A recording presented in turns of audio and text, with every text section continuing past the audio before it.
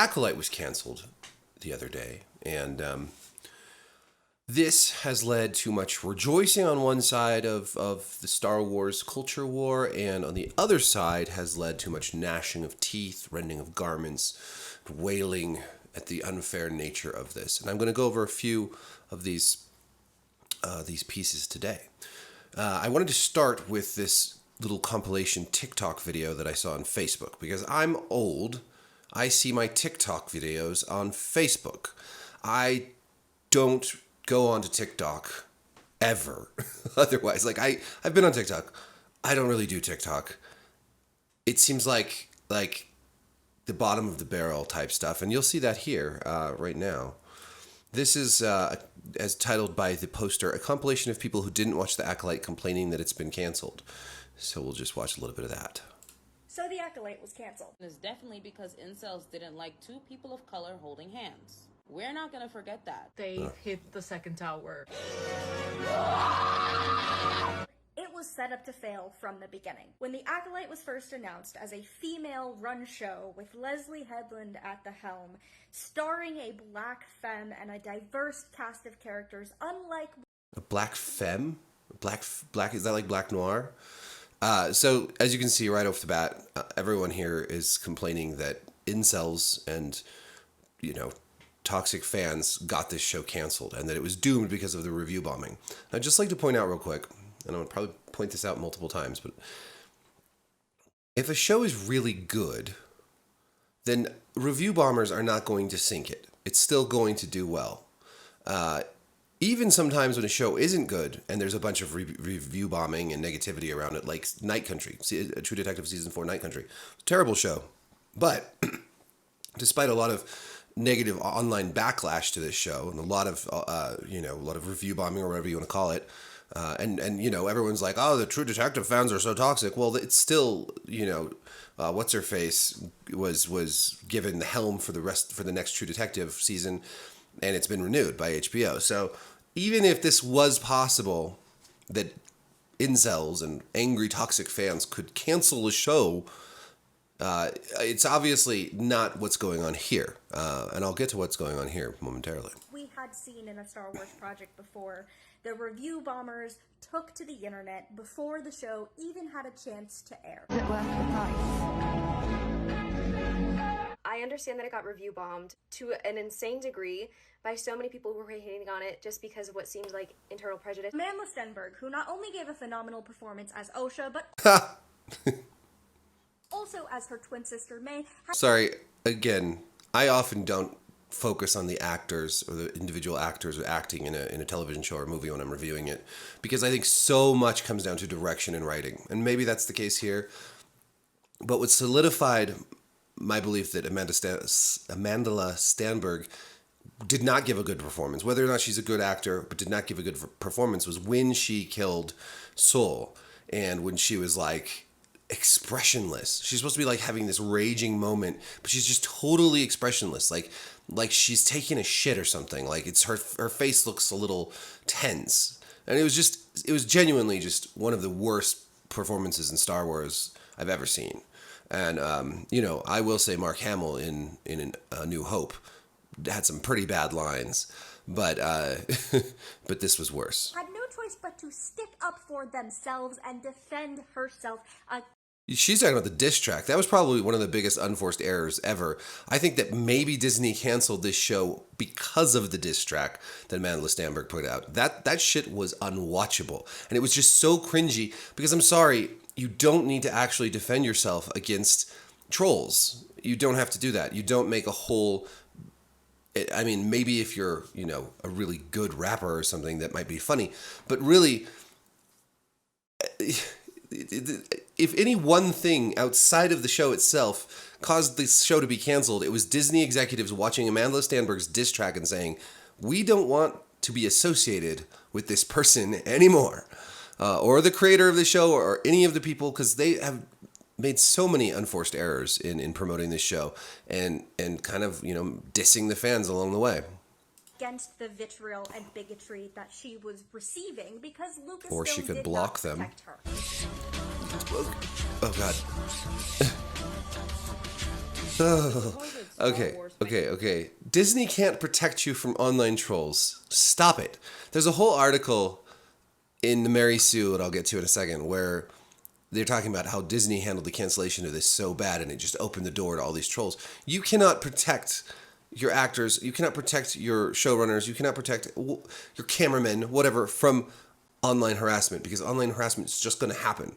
The only way you can do that is to block people, shut down your account, whatever. I mean, it sucks, but whatever. You can't expect to be protected. People need to get out of this weird headspace where everyone gets protected from things that are outside of anyone's control. fans were divided, and by that I mean incels of the internet and of Twitter. Managed to pull off enemies to lovers so well. Lucasfilm didn't do Enemies to Lovers so well was not pulled off. No.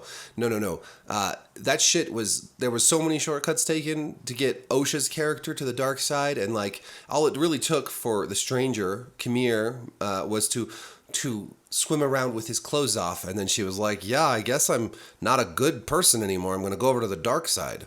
anything to protect the cast and the crew of the Acolyte. Why can't- can't the girls have fun things for the girlies? Why? Okay, again, the girls have lots of fun thing for the girlies.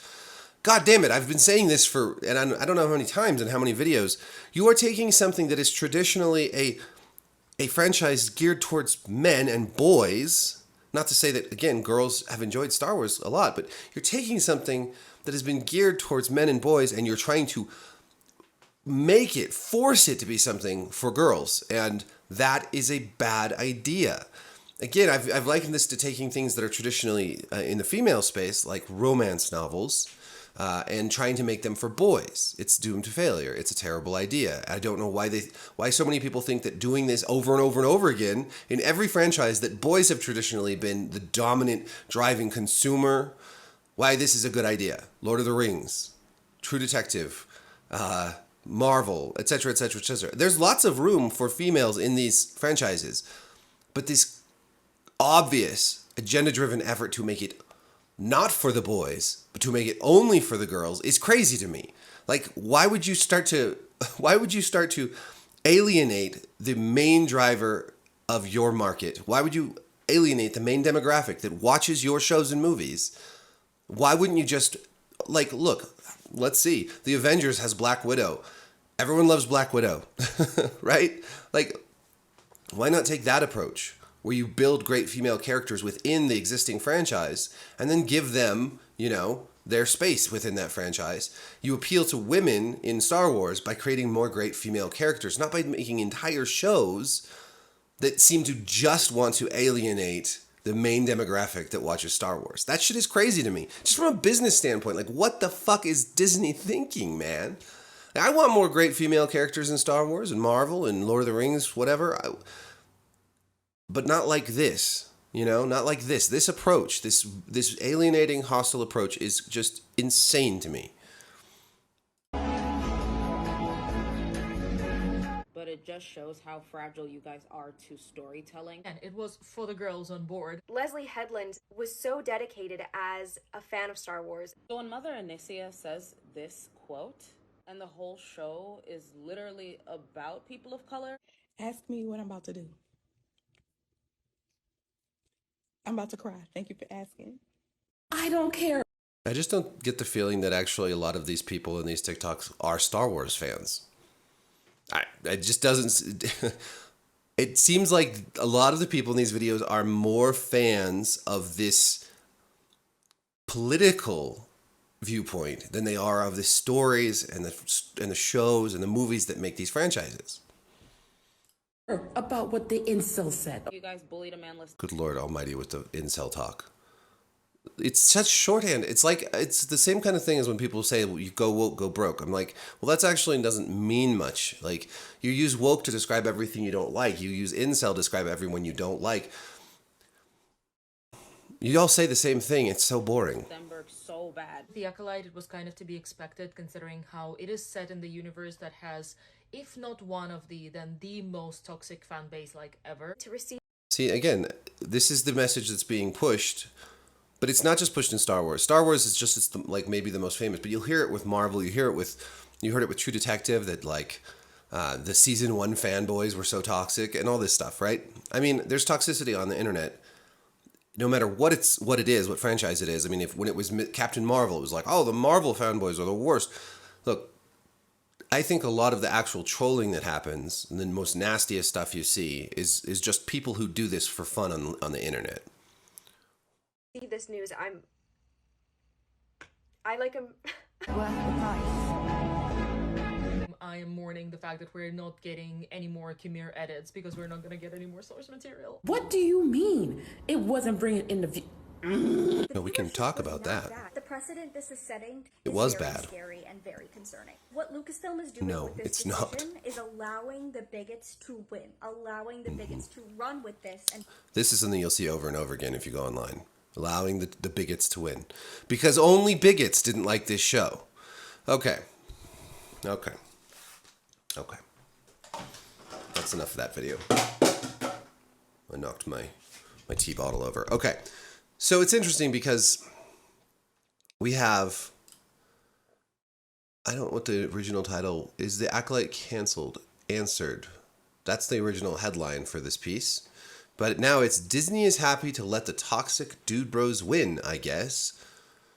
I think it would be better without the I guess, unless you were going to put a question mark there. Disney is happy to let the toxic dude bros win, exclamation mark. I guess? Question mark. By Rachel Leichman. I'm sure we've talked about her stuff, but there are a couple insane Rachels at the Mary Sue. The Acolyte was a new and exciting show in the Star Wars franchise. Fans were given a look at a time period in the High Republic era that was never before seen in live action. We had new characters to love, a cliffhanger with Yoda, and it was just exciting. Ah, such brilliant prose. But any kind of change in Star Wars brings with it a rush of angry dude bros with their pitchforks. They never gave the series a chance. Through review bombings and hating on social media, these men made it impossible for anyone to talk about the series. Still, fans of The Acolyte remained positive and fought through the noise these guys were making. Fuck off. Really, just fuck right off. Okay. That is so condescending to women. Like, what some of these writers don't understand is that when you lump all of the haters of the Acolyte into the group of men, you are making the condescending assumption that all women who watch this show were like, oh, we love it. And that makes the assumption that all women have terrible fucking taste. It's simply not true. I know women in real life, and plenty of my readers who are women, who cannot stand this show. And I know plenty of people, men and women, who are not toxic about it when they hated on it or whatever, hating on social media. Plenty of people simply thought this show was poorly put together, that it was poorly acted, that the writing was really subpar, that it looked awfully cheap for costing $180 million. So plenty of people didn't like The Acolyte, didn't get into it, weren't toxic about it, didn't review bomb it just to review bomb it, but reviewed it poorly because they didn't like it. And all of this shit that, or this idea that men made it impossible for anyone to talk about the series. Like, go to the Acolyte Reddit. It's like every post is basically some petition to get the show uncanceled, some discussion of articles like this. There's plenty of places for fans to talk about the series. You can even talk about it in real life with people who you spend time in the real world with. Or you can make fucking videos. You can do whatever you want. And sometimes people will say mean things to you, but you can just not pay attention to that. Calls to renew the series poured in on social media right before the finale. I thought they weren't allowed to talk about it. And for a moment it felt like the fans who actually find joy in Star Wars could win for once. Just fuck you. Like, okay, fans like me have found plenty of joy in Star Wars. The reason we're upset is because we keep getting shit shoveled onto us, and we're told that this is Star Wars. Book of Boba Fett, Kenobi, Ahsoka, the sequel trilogy, and now The Acolyte. Like, so much shit has been shoveled on us, and people are like, you're just supposed to like it. Why don't you take joy in this shit that's been shoveled onto you? And I'm like, I love Star Wars. I really wanted more Star Wars. I was excited when Disney bought Star Wars because George Lucas had been sitting on it for so long, doing nothing with it, that I was really excited. I really liked The Force Awakens, and I held out hope through the sequel trilogy. I held out hope. There were just so many problems, and then Andor, The Mandalorian. These are great shows. Mandalorian season 3 notwithstanding. So there's plenty of joy that fans of Star Wars take in it. But look, so much of it has been bad. It's astonishing to me that these people have the audacity and the nerve to continue to blame fans when things aren't good. Like, all right. Instead, it has been announced that the show will not return for season 2. Whatever hope we had for more stories from the Acolyte were dashed, and it feels like those in charge gave in to the toxicity of this fan base. No. The people in charge saw how much money this cost and how few people showed up to watch it, and they did the math. And we'll get to that in a minute here. I just have to go through this ridiculous article. Oh, let's see what you have to say here, Rachel. Star Wars fans can be split into 3 parts. Those who love this franchise more than anything, those who just enjoy watching it but aren't diehards, and then the kind of toxic fans who ruin it for everyone. Depending on who you ask, the toxic part changes. People who spend their time angry on YouTube and cry about Luke Skywalker's death not being cool enough for them, those are the toxic ones to me. Or maybe, Rachel, you're the toxic one. Maybe this kind of article is actually toxic. You're just sitting around talking shit about the fans. How is that not toxic? How is this kind of article different than the angry YouTube videos? Like, I get it. Like, there are obviously, again, toxic people that just are angry and will just say a bunch of shit that they don't come across as fans to me. A lot of the really angry YouTubers or the really angry commenters, like, they don't come across as like fans of Star Wars so much as they're just happy to get clicks from being mad at Star Wars. And this is the same thing. This is the flip side of the coin.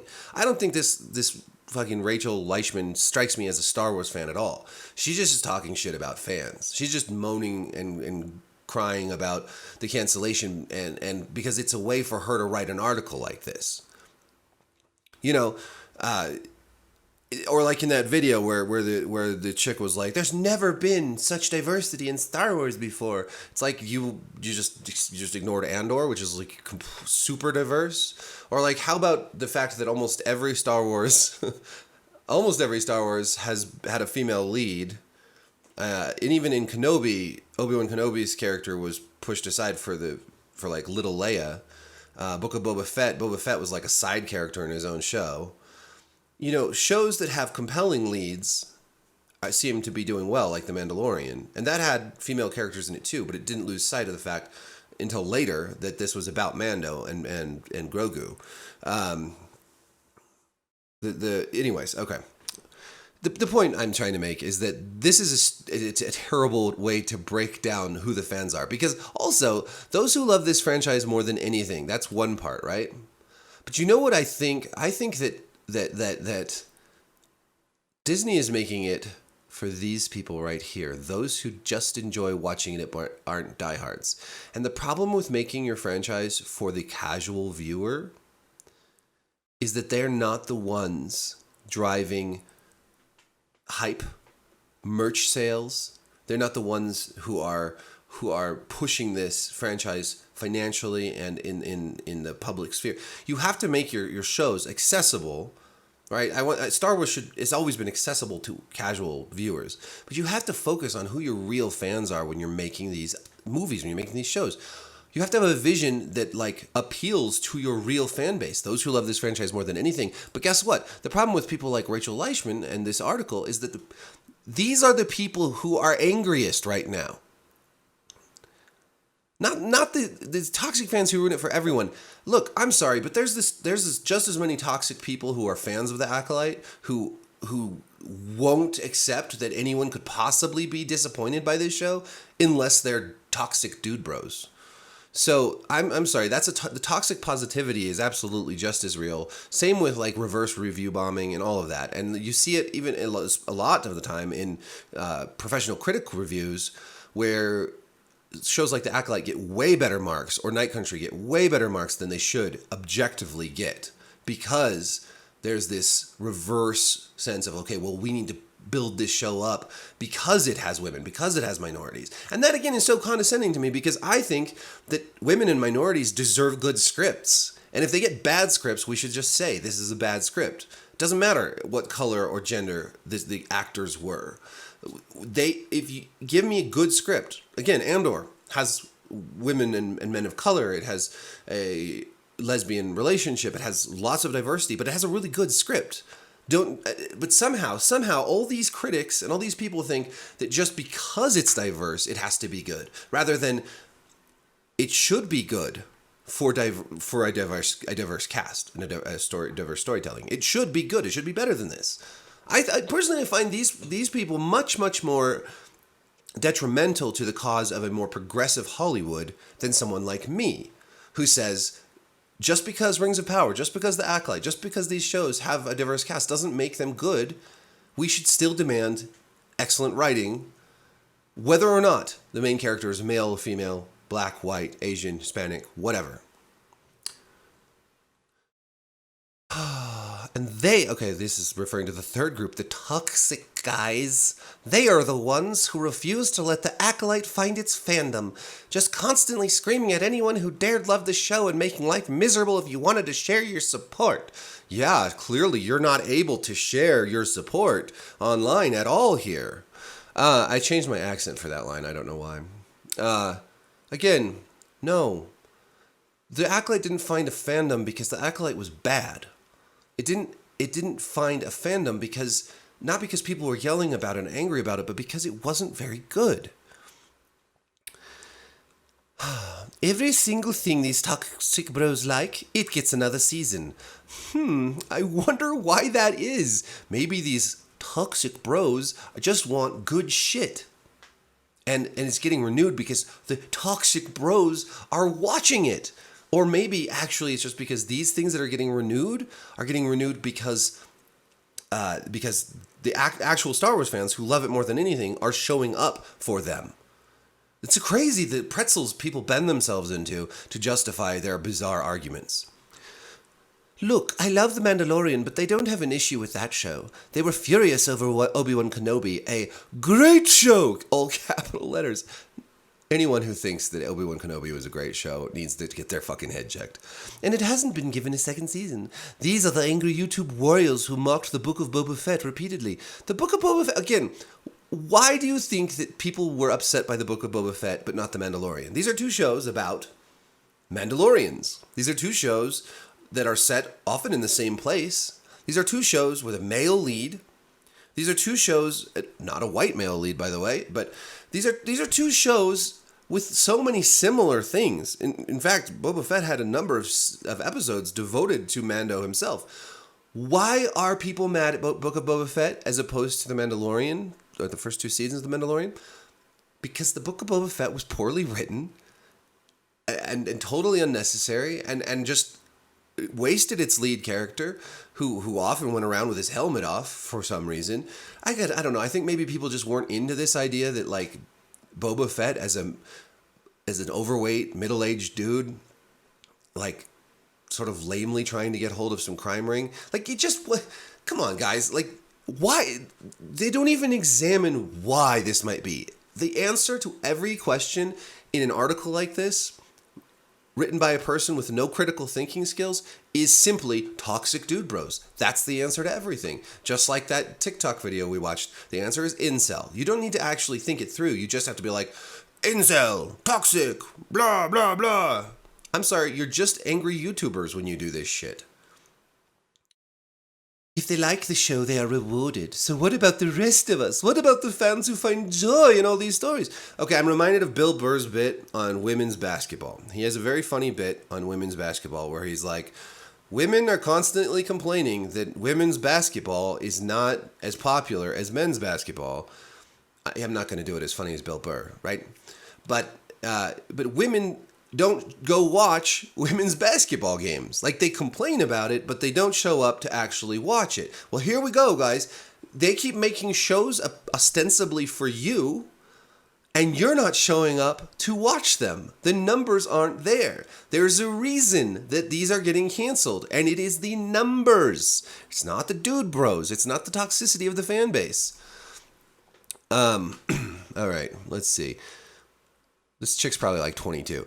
It's been hard being a fan of this franchise my entire life. I've been quizzed by men who think they know more, and I've watched stories I love get trashed because some guy decided it was bad and made that his whole personality. That's what's hard for you about Star Wars? But still, I've stuck around. I did because I love this franchise. I just wish this franchise loved its actual fans. You're not its actual fans. The 30 million people... Let's get to the actual numbers here. The people who showed up for the movies, the people who showed up for the shows that worked, those are the actual fans, because they come and they actually watch it, and then they buy stuff that they buy expensive lightsabers and miniature Yodas and action figures and shirts. This is like women's basketball. You're not showing up. You say you're a fan. You say that the actual fans love the Acolyte, but no one showed up to watch the Acolyte. All right, so I wrote a piece in Forbes. Let's see, it just published this morning, and it's called "The Very Obvious Reason Disney Canceled the Acolyte. It Wasn't Toxic Dude Bros." Because that's not how cancellations in TV work. So in this piece, I post this thing from this Reddit user named Jar Jar Jargon. Let me just zoom in on a little bit. Okay, I don't know if you can see this. I should open image in a new tab. There we go. Now I can zoom in. All right, look at that technology. So this shows all the different Disney Star Wars shows. This shows the total runtime, episode count, budget, cost per minute produced. So based on how many minutes, total runtime versus budget, how much did it cost to produce 1 minute of each of these shows? Average views per episode, total minutes watched, and cost per minute watched. They didn't have the data for Mando Season 1, so we're really only useful to look at Mando Season 2 through the Acolyte. The longest of all these shows is Andor, by a wide margin. Almost 8 hours total runtime. It had 12 episodes. This is the show that got the most episodes with the longest episodes, and it cost the most to make total. But its cost per minute was $529,000. The Acolyte, which only had a 4.5 hour runtime, it was a little shorter than... It's the shortest show of them all, just by a hair with Mandalorian Season 1. It cost $180 million, so $80 million more than Season 1 of Mandalorian, more than Mando Season 2, more than the Book of Boba Fett, lots more than Kenobi, more than Mando Season 3, more than Ahsoka. $180 million. That's $670,000, almost $672,000 per minute, which is like $150,000 more per minute than the second most expensive show, Andor. Average views per episode, 9.3 million across 8 episodes for the Acolyte. The only one close to that low is again Andor, 9.9 million, but that was 12 episodes. So again, many more minutes viewed, 4.6 billion versus 2.49 billion for the Acolyte. So as you just look at all of this, you can see this is a numbers game, okay? Andor was set up for 2 seasons right from the get-go, so that was just baked into it. They weren't going to get canceled, even though it performed worse than than any of the other Star Wars shows. It performed worse, but it actually grew over time. So it was one of those shows that picked up steam as it went, whereas the Acolyte actually dropped off over time. And none of that's shown here, but again, okay, $670,000 per minute to produce the Acolyte versus half that for a lot of these shows. And still quite a lot less for Andor. This is why the Acolyte was canceled. That's it. That's the answer. There's no other answer. It wasn't because angry men were mean online and said mean things on Instagram. No, Disney doesn't care about that. And clearly none of the fans of this show actually were unable to talk about it. Like I said, the Reddit was filled with people. There's many, many, many op-eds. There's another Mary Sue op-ed. Disney should be ashamed for further fueling the trolling of the Acolyte cast and crew, by another Rachel Ulatowski. And this whole piece basically says that because Disney canceled it without supporting the cast and crew, that opened the door for trolls. But I'm sorry. If Disney had been like, we're canceling the show, but we just want to say that Leslie Headland and Amanda Stenberg were so great, and we love them, and we wish them all the best. And if they'd done all that, there would still be assholes trolling them. There would still be people talking shit. That wouldn't change anything at all. Trolling is going to happen. Harassment is going to happen. It's a shitty thing, but it is what it is. And this is just another excuse for these writers at places like the Mary Sue to seethe and rage about men. And it's another piece that's like, men hated this, and women and true fans. It's like, guys, you just sound ridiculous. You don't address the money at all, and the money, man, that's where it's at. That is the whole point. This piece is less bad. The Acolyte tried something new. Its cancellation doesn't bode well for the future of Star Wars. I only wanted to brush on this one just briefly, simply because the new wasn't the problem with this show. The High Republic era was a weird choice to start. The problem with this, it didn't really feel that new at all, actually. This felt a lot like the prequel movies. There were a lot of Jedi. There was some Dark Lord stuff going on. Or, the Sith were appearing. Well, it's just the prequel movies all over again. How is this something new? There's nothing new. It didn't feel new at all. It just felt like more prequels to the prequels. And I'm sorry, but the prequel movies sucked ass. So it wasn't something so new and brave and different. Like, give us something new. Go to the Old Republic. Go way back. Give us something beyond the Star Wars, 500 years in the future, past the Skywalker saga. But really, new is it's not just about the setting; it's about the approach. Andor is cool because it approaches Star Wars without using any discussion of the Force, without any Jedi, without any lightsabers. It shows us sort of it shows us the underbelly, right? It's more seedy. It shows us like the rebellion and the sort of brutal ways the rebellion goes about trying to fight the Empire. And it shows us the Empire, the bureaucracy of the Empire, the terrifying bureaucracy of the IBS. Is it IBS? That's not right. IBS is the irritable bowel syndrome.